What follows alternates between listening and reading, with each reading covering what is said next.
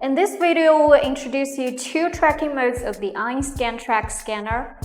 Based on the object size and scanning scenario, there are two modes: single station tracking and transit station tracking. Single station tracking is for medium to large objects. No markers is needed. The tracker follows the scanner position in real time. Transit station tracking is for large things such as cars or aircraft. Markers build a unified coordinate system for multi-station scanning and auto alignment.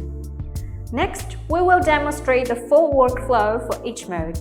We will now demonstrate scanning a BMW wheel rim using the single station mode. During scanning, keep both the tracker and object fixed.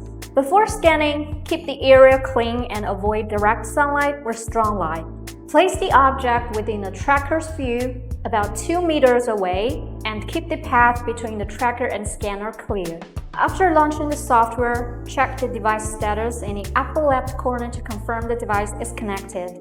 Then click New Project Group to enter the scanning interface.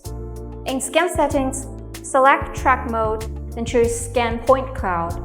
In this case, set the point distance to 0.5 mm. A small distance gives you higher resolution and more detail, but creates more data.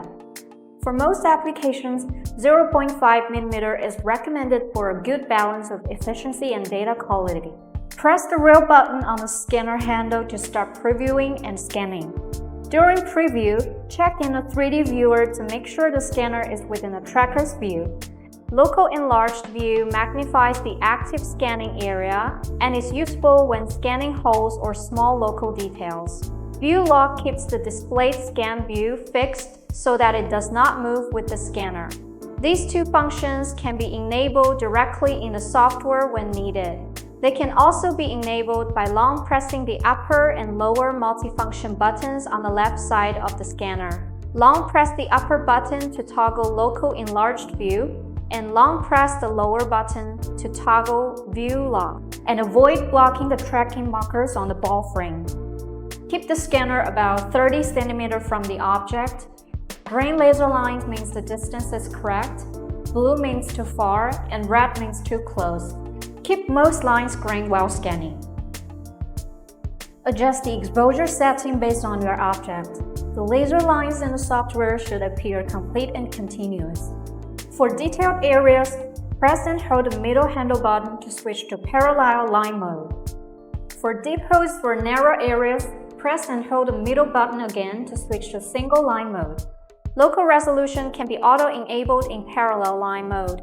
You can also use it in other two laser modes. Standard applies 1/2 of the selected value, while high applies 1/4 of it. Move the scanner slowly and evenly to cover the whole surface. When an area turns blue in the model, the area has been fully scanned. After scanning, click pause and rotate the model to check the missing areas. Continue scanning until the model is complete. Once the scanning is completed, we can generate the point cloud and turn it into a mesh. Please visit our website, 3dwonders.com. If you have any question or want to see a demo, send us a message and we'll get back to you.